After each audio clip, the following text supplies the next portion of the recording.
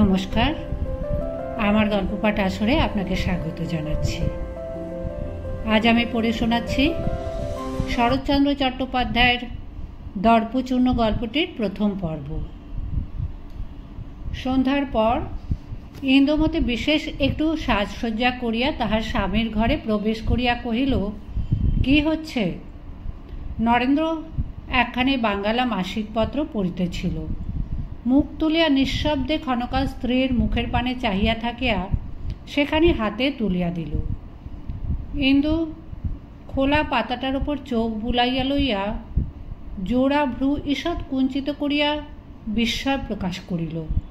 ইস, এই যে কবিতা দেখছি, তা বেশ, বসে না থাকি বেগার খাটি।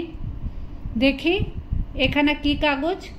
সরস্বতী স্বপ্রকাশ ছাপালে না বুঝি? নরেন্দ্র শান্ত দৃষ্টি ব্যথায় ম্লান হইয়া আসিল। ইন্দু পুনরায় প্রশ্ন করিল, স্বপ্রকাশ ফিরিয়ে দিলে? সেখানে পাঠায়নি। পাঠিয়ে একবার দেখলে না কেন? স্বপ্রকাশ সরস্বতী নয়, তাদের কাণ্ডজ্ঞান আছে।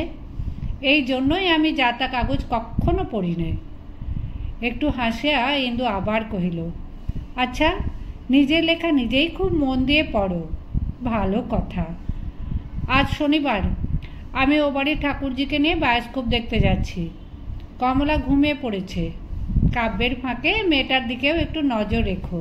চললুম। নরেন্দ্র কাগজখানি বন্ধ করিয়া টেবিলের একধারে রাখিয়া দিয়া বলিল, যাও। ইন্দু চলিয়া যাইতেছিল। হঠাৎ একটা গভীর নিঃশ্বাস কানে যাইতেই সে ফিরিয়া দাঁড়াইয়া বলিল, আচ্ছা, আমি কিছু একটা করতে চাইলেই তুমি অমন করে দীর্ঘ নিঃশ্বাস ফেলো কেন বলো তো? এতই যদি তোমার দুঃখের জ্বালা, মুখ ফুটে বলো না কেন? আমি বাবাকে চিঠি লিখে যা হোক একটা উপায় করি। নরেন্দ্র মুহূর্তকাল মুখ তুলিয়া ইন্দুর দিকে চাহিয়া রহিল। মনে হইল যেন সে কিছু বলিবে, কিন্তু কিছুই বলিল না। নীরবে মুখ নত করিল। নরেন্দ্রর মামাতো ভগিনী বিমলা ইন্দুর সখী। ও রাস্তার মোড়ের ওপরেই তাহার বাড়ি। ইন্দু গাড়ি দাঁড় করাইয়া ভেতরে প্রবেশ করিয়া বিস্মিত ও বিরক্ত হইয়া কহিল, ও কি ঠাকুরজি, কাপড় পরনি যে? খবর পাওনি নাকি? বিমলা সলজ্জ হাসি মুখে বলিল, পেয়েছি বই কি, কিন্তু একটু দেরি হবে ভাই। উনি এইমাত্র একটুখানি বেড়াতে বেরোলেন, ফিরে না এলে তো যেতে পারবো না। ইন্দু মনে মনে অত্যন্ত বিরক্ত হইল। একটা খোঁচা দিয়ে প্রশ্ন করিল, প্রভুর হুকুম পাওনি বুঝি? বিমলার সুন্দর মুখখানি স্নিগ্ধ মধুর হাসিতে ভরিয়া গেল। এই খোঁচাটুকু সে যেন ভারী উপভোগ করিল। কহিল, না, দাসীর আর্জি এখনো পেশ করা হয়নি, হলে যে নাম মঞ্জুর হবে না সে ভরসা করি। ইন্দু আরও বিরক্ত হইল। প্রশ্ন করিল, তবে পেশ হয়নি কেন? খবর তো তোমাকে আমি বেলা থাকতেই পাঠিয়েছিলাম। তখন সাহস হলো না বউ। অফিস থেকে এসেই বললেন মাথা ধরেছে। ভাবলুম জল টল খেয়ে একটু ঘুরে আসুন, মনটা প্রফুল্ল হোক, তখন জানাবো। এখনো তো দেরি আছে, একটু বসো না ভাই, তিনি ফিরে এলেন বলে। কি জানি কিসে তোমার হাসি আসে ঠাকুরজি, আমি এমন হলে লজ্জায় মরে যেতুম। আচ্ছা, ঝিকে কিংবা বেহারাটাকে বলে কি যেতে পারো না? বিমলা সভায় বলল, বাপ রে, তাহলে বাড়ি থেকে দূর করে দেবেন, এ জন্মে আর মুখ দেখবেন না। ইন্দু ক্রোধে বিস্ময়ে অবাক হয়ে কহিল, দূর করে দেবেন? কোন আইনে, কোন অধিকারে শুনি? বিমলা নিতান্ত সহজভাবে জবাব দিল, বাধা কি বউ, তিনি মালিক, আমি দাসী বই তো নয়। তিনি তাড়ালে কে তাকে ঠেকাবে বলো? ঠেকাবে রাজা, ঠেকাবে আইন, সে চলে যাবে ঠাকুরজি। কিন্তু নিজের মুখে নিজেকে দাসী বলে কবুল করতে কি একটু লজ্জা হয় না? স্বামী কি মোগল বাদশাহ, আর স্ত্রী কি তার কৃতদাসী, যে আপনাকে আপনি এমন হীন, এমন তুচ্ছ করে গৌরব বোধ করছ? এই ক্রোধটুকু লক্ষ্য করিয়া বিমলা আমোদ বোধ করিল। কহিল, তোমার ঠাকুরজি যে মুখ্য মেয়ে মানুষ বউ, তা নিজেকে স্বামীর দাসী বলে গৌরব বোধ করে। আচ্ছা জিজ্ঞাসা করি ভাই, তুমি যে এত কথা বলছো, তুমি কি বাড়ি থেকে বেরিয়েছো দাদার হুকুম না নিয়ে? হুকুম কেন, কি জন্যে? তিনি নিজে যখন কোথাও যান আমার হুকুমের অপেক্ষা করেন কি? আমি যাচ্ছি, শুধু এই কথা তাকে জানিয়ে এসেছি। নিমেষ মাত্র মৌন থাকিয়া অকস্মাৎ উদ্দীপ্ত হইয়া কহিল, তবে এ কথা মানি যে আমার মতো গুণের স্বামী কম মেয়ে মানুষের ভাগ্যেই জোটে।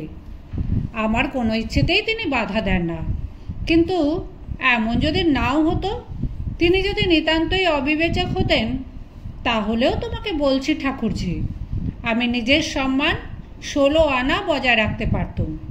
কিছুতেই তোমাদের মতো একথা ভুলতে পারতুম না যে আমি সঙ্গিনী, সহধর্মিনী, তার কৃতদাসী নই। জানো ঠাকুরজি, এমনি করেই আমাদের দেশের সমস্ত মেয়ে মানুষ পুরুষের পায়ে মাথা মুড়িয়ে এত তুচ্ছ, এমন খেলার পুতুল হয়ে দাঁড়িয়েছে। নিজের সম্ভ্রম নিজে না রাখলে কেউ কি যেচে দেয় ঠাকুরজি? কেউ না।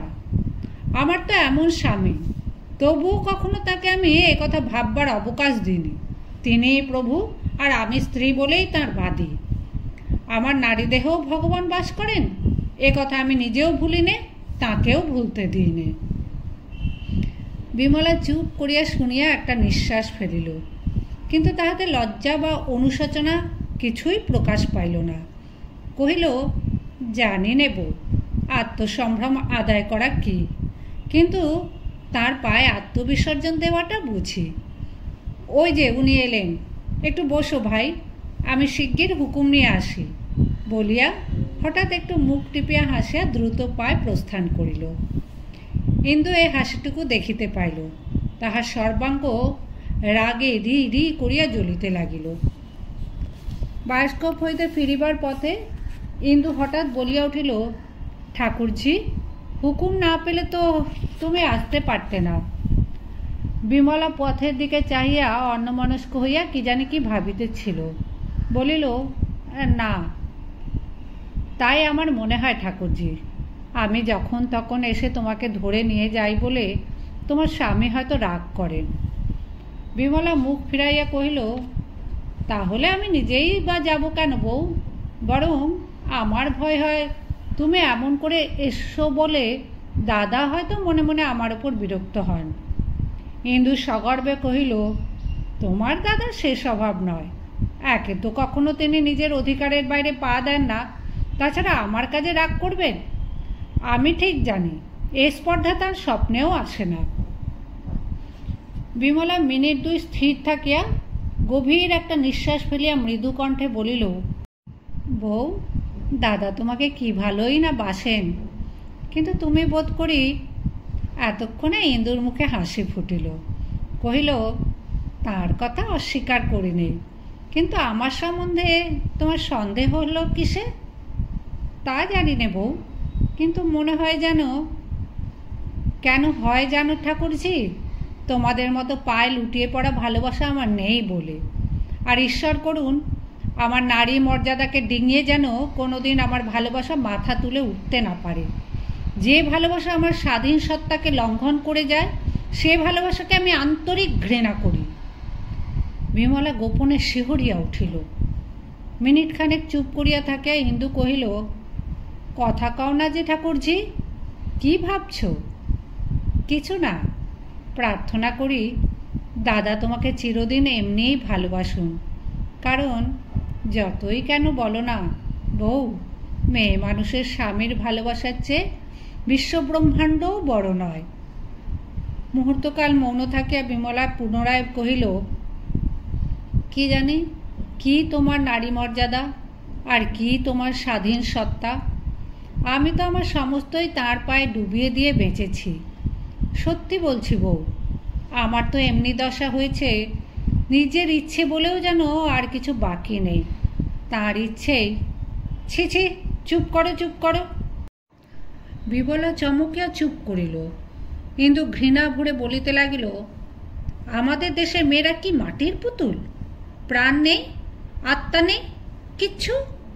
আচ্ছা জিজ্ঞাসা করি, এত করে কি পেয়েছ? আমার চেয়ে বেশি ভালোবাসা আদায় করতে পেরেছ কি? ঠাকুরজি, ভালোবাসা মাপবার যে যন্ত্র নেই, নইলে মেপে দেখাতে পারতুম। যাক সে কথা, কিন্তু কেন জানো? নিজেকে তোমাদের মতো নিচু করিনি বলে, তোমাদের এই কাঙাল বৃত্তি মাথায় তুলে নিইনি বলে। আমার ভারী দুঃখ হয় ঠাকুরজি। কেন তিনি এত শান্ত, এত নিরীহ, কিছুতেই একটা কথা বলেন না? নইলে দেখিয়ে দিতুম, তিনি যাকে গ্রাহ্য করেন না সেও মানুষ, সেও অগ্রাহ্য করতে জানে, সেও আত্মমর্যাদা হারিয়ে ভালোবাসা চায় না। ও আবার কি, মুখ ফিরিয়ে হাসছ যে? বিমলা জোর করিয়া হাসি চাপিয়া বলিল, কই না। না কেন? এখনো তো তোমার ঠোঁটে হাসি লেগে রয়েছে। বিমলা হাসিয়া ফেলিয়া বলিল, লেগে রয়েছে তোমার কথা শুনে। ওগো বউ, অনেক পেয়েছ বলেই এত কথা বেরুচ্ছে। ইন্দু ক্রুদ্ধ মুখে জিজ্ঞাসা করিল, না পেলে? বেরুতো না। ভুল, নিছক ভুল। ঠাকুরজি, সকলেই তোমার মতো নয়, সকলেই ভিক্ষে চেয়ে বেড়ায় না, আত্মগৌরব বোঝে, এমন নারীও সংসারে আছে। এবার বিমলার মুখের হাসি ধীরে ধীরে মিলাইয়া গেল। বলিল, তা জানি। জানলে আর বলতে না। যাই হোক, এখন থেকে যেন যে ভিক্ষে চায় না, নিজের জোরে আদায় করে, এমন লোকও আছে। বিমলা ব্যথিত স্বরে বলিল, আচ্ছা, এই যে বাড়ি এসে পড়েছি, একবার নামবে নাকি? না, আমিও বাড়ি যাই। গাড়োয়ান, ও গলিতে। দাদাকে আমার প্রণাম দিও বউ। দেব। গাড়োয়ান, চলো। আর নেই, সংসার খরচের কিছু টাকা দিতে হবে যে। স্ত্রীর প্রার্থনায় নরেন্দ্র আশ্চর্য হইল। কহিল, এর মধ্যেই 200 টাকা ফুরিয়ে গেল? না গেলে কি মিথ্যে কথা বলছি? না লুকিয়ে রেখে চাইছি? নরেন্দ্রের চোখে মুখে একটা ভয়ের ছায়া পড়িল। কোথায় টাকা? কি করিয়া সংগ্রহ করিবে? সেই মুখের ভাব ইন্দু দেখিল, কিন্তু ভুল করিয়া দেখিল। কহিল, বিশ্বাস না হয় এখন থেকে একটা খাতা দিও, হিসেব লিখে রাখবো। কিংবা এক কাজ করো না, খরচের টাকা করে নিজের হাতেই রেখো, তাতে তোমারও ভয় থাকবে না, আমিও সংসারের লজ্জা থেকে রেহাই পাব। বলিয়া তীব্র দৃষ্টিতে চাহিয়া দেখিল, তাহার মুখের গাঢ় ছায়া বেদনায় গাঢ়তর হইয়াছে। নরেন্দ্র ধীরে ধীরে বলিল, অবিশ্বাস করি নে, কিন্তু কিন্তু কি? বিশ্বাসও হয় না? এই তো। আচ্ছা, যাচ্ছি, যতটা পারি হিসেব লিখে আনি। উফ, কি সুখের ঘরকন্নাই হয়েছে আমার, বলিয়া সক্রোধে ঘর ছাড়িয়া চলিয়া গেল। কিন্তু তৎক্ষণাৎ ফিরিয়া আসা কহিল, কিন্তু কেন? কিসের জন্য হিসেব লিখতে যাব? আমি কি মিথ্যে বলি? আমার মামাতো বোনের বিয়েতে কাপড় জামা লাগলো 50 টাকার ওপর। কমলার জামা দুটোর দাম 12 টাকা। সেদিন বায়োস্কোপে খরচ হলো 10-12 টাকা। খতিয়ে দেখো দেখি বাকি থাকে কত। তাতে এই 10-15 দিন সংসার খরচটা কি এমন বেশি যে তোমার 2 চোখ কপালে উঠেছে? আমার দাদা সংসারে মাসে 700-800 টাকাতেও যে হয় না, সত্যি বলছি। এমন করলে আমি তো আর ঘরে টিকতে পারি না। তার চেয়ে বরং স্পষ্ট বলো, দাদা মেদিনীপুরে বদলি হয়েছেন, আমি মেয়ে নিয়ে চলে যাই, আমিও জুড়োই, তুমিও বাঁচো। নরেন্দ্র অনেকক্ষণ ঘাড় হেঁট করিয়া থাকিয়া মুখ তুলিয়া কহিল, এ বেলায় তো হবে না, দেখি যদি ও বেলায় কিছু জোগাড় করতে পারি। তার মানে, যদি জোগাড় না করতে পারো তো উপোস করতে হবে নাকি? দেখো, কালই আমি মেদিনীপুরে যাব, কিন্তু তুমি এক কাজ করো, এই দালালি ব্যবসা ছেড়ে দিয়ে দাদাকে ধরে একটা চাকরি জোগাড় করে নাও, তাতে বরঞ্চ ভবিষ্যতে থাকবে ভালো। কিন্তু যা পারো না তাতে হাত দিয়ে নিজেও মাটি হয়েও না, আমাকেও নষ্ট করো না। নরেন্দ্র জবাব দিল না। ইন্দু আরও কি বলিতে যাইতেছিল, কিন্তু এই সময় বেহারাটা শম্ভুবাবুর আগমন সংবাদ জানাইল এবং পরক্ষণেই বাহিরে জুতোর পদশব্দ শোনা গেল। ইন্দু পার্শ্বের দ্বার দিয়া পর্দার আড়ালে সরিয়া দাঁড়াইল। শম্ভুবাবু মহাজন, নরেন্দ্রর পিতা বিস্তর ঋণ করিয়া স্বর্গীয় হইয়াছেন। পুত্রের কাছে তাগাদা করিতে শম্ভুবাবু প্রায় শুভাগমন করিয়া থাকেন। আজও উপস্থিত হইয়াছেন। তিনি মৃদুভাষী। আসন গ্রহণ করিয়া ধীরে ধীরে এমন গুটি কয়েক কথা বলিলেন, যাহা দ্বিতীয়বার শুনিবার পূর্বে অতি বড় নির্লজ্জও নিজের মাথাটা বিক্রয় করিয়া ফেলিতে দ্বিধা করিবে না। শম্ভুবাবু প্রস্থান করিলে ইন্দু আর একবার সম্মুখে আসিয়া দাঁড়াইল। জিজ্ঞাসা করিল, ইনি কে? শম্ভুবাবু। তারপরে? কিছু টাকা পাবেন, তাই চাইতে এসেছিলেন। সে টের পেয়েছি, কিন্তু ধার করেছিলে কেন? নরেন্দ্র এ প্রশ্নের জবাবটা একটু ঘুরাইয়া দিল। কহিল, বাবা হঠাৎ মারা গেলেন, তাই। ইন্দু অতিশয় রুক্ষস্বরে বলিল, তোমার বাবাকে পৃথিবী শুদ্ধ লোকের কাছে দেনা করে গেছেন? এ শোধ করবে কে? তুমি? কি করে করবে শুনি? এতগুলো প্রশ্নের এক নিঃশ্বাসে জবাব দেওয়া যায় না। ইন্দু নিজেও সেজন্য অপেক্ষা করিয়া রহিল না।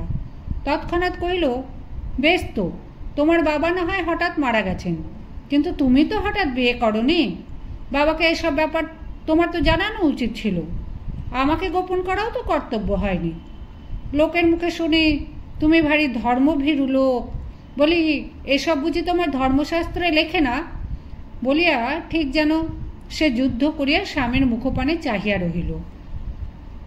কিন্তু হায় রে, এতগুলো সুতীক্ষ্ণ বাণ যাহার উপরে এমন নিষ্ঠুরভাবে বর্ষিত হইল, ভগবান তাহাকে কি নিরস্ত্র, কি নিরুপায় করিয়াই সংসারে পাঠাইয়াছিলেন। কাহাকেও কোনো কারণে প্রতিঘাত করিবার সাধ্যটুকুও তাহার ছিল না। শুধু সাধ্য ছিল সহ্য করিবার। আঘাতের সমস্ত বেদনায় তাহার নিজের মধ্যে পাক খাইয়া অত্যল্প সময়ের মধ্যে স্তব্ধ হইয়া যাইত। কিন্তু সেই স্বল্প সময়টুকুও আজ তাহার মিলিল না।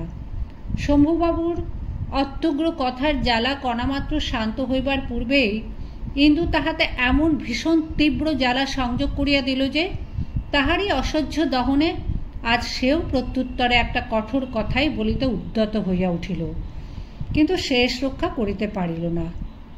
অক্ষমের নিষ্ফল আড়ম্বরে মাথা তুলিয়াই ফাটিয়া ভাঙিয়া পড়িল। শুধু ক্ষীণ স্বরে বলিল, বাবার সম্বন্ধে তোমার কি এমন করে বলা উচিত? না, উচিত নয়, কিন্তু আমার উচিত অনুচিতের কথা তোমাকে মীমাংসা করে দিতে তো বলিনি। কেন তোমাদের সমস্ত ব্যাপার বাবাকে খুলে বলনি? আমি কিছুই গোপন করিনি ইন্দু। তাছাড়া তিনি বাবার বাল্যবন্ধু ছিলেন, নিজেই সমস্ত জানতেন। তাহলে বলো, সমস্ত জেনে শুনেই বাবা আমাকে জলে ফেলে দিয়েছেন? অসহ্য ব্যথায় ও বিস্ময়ে নরেন্দ্র স্তম্ভিত হইয়া চাহিয়া থাকিয়া শির নত করিল। স্ত্রীর এই ক্রোধ যথার্থই সত্য, কিংবা কলহের ছলনা মাত্র। হঠাৎ সে যেন ঠাহর করিতে পারিল না। এখানে গোড়ার কথা একটু বলা আবশ্যক। এক সময় বহুকাল উভয় পরিবার পাশাপাশি বাস করিয়াছিলেন এবং বিবাহটা সেই সময়ে একরূপ স্থির হইয়াছিল। কিন্তু হঠাৎ এক সময় ইন্দুর পিতা নিজের মত পরিবর্তন করিয়া মেয়েকে একটু অধিক বয়স পর্যন্ত অবিবাহিত রাখিয়া লেখাপড়া শিখাইতে মনস্থ করায় বিবাহ সম্বন্ধ ভাঙিয়া যায়। কয়েক বছর পরে ইন্দুর 18 বৎসর বয়সে যখন কথা ওঠে, তখন কলিকাতায় ফিরিয়া আসা শোনেন নরেন্দ্রর পিতার মৃত্যু হইয়াছে। সে সময় তাহার সাংসারিক অবস্থা ইন্দুর পিতামাতা যথেষ্ট পর্যালোচনা করিয়াছিলেন, এমনকি তাহাদের মত পর্যন্ত ছিল না। শুধু বয়স্থা ও শিক্ষিতা কন্যার প্রবল অনুরাগ উপেক্ষা করিতে না পারিয়াই অবশেষে তাহারা সম্মত হইয়াছিলেন। এই কথা এত শীঘ্র ইন্দু যথার্থই ভুলিয়াছে, কিংবা মিথ্যা মোহে অন্ধ হইয়া নিজেকে প্রতারিত করিবার নিদারুণ আত্মগ্লানি এখন এমন করিয়া তাহাকে অহরহ জ্বালাইয়া তুলিতেছে, কিছু স্থির করিতে না পারিয়া নরেন্দ্র স্তব্ধ নিরুত্তরে মাথা হেঁট করিয়া বসিয়া রহিল। সেই নির্বাক স্বামীর আনত মুখের প্রতি ক্ষণকাল দৃষ্টিপাত করিয়া ইন্দু আর কোনো কথা না বলিয়া ঘর ছাড়িয়া চলিয়া গেল। সে নিঃশব্দে গেল বটে, এমন অনেক দিন গিয়াছে, কিন্তু আজ অকস্মাৎ নরেন্দ্রর মনে হইল তাহার বুকে বড় বেদনার স্থানটা ইন্দু যেন ইচ্ছাপূর্বক জোর করিয়া মারাইয়া দিয়া বাহির হইয়া গেল। একবার ঈষৎ একটু ঘাড় তুলিয়া স্ত্রীর নিষ্ঠুর পদক্ষেপ চাহিয়া দেখিল। যখন আর দেখা গেল না, তখন অতি গভীর একটা নিঃশ্বাস ফেলিয়া নির্জীবের মতো সেইখানে শুইয়া পড়িল। সহসা আজ প্রথমে মনে হইল সমস্ত মিথ্যা, সব ফাঁকি। এই সংসার, স্ত্রী, কন্যা, স্নেহ, প্রেম সমস্তই আজ তাহার কাছে মরুভূমির মরীচিকার মতো উবিয়া গেল।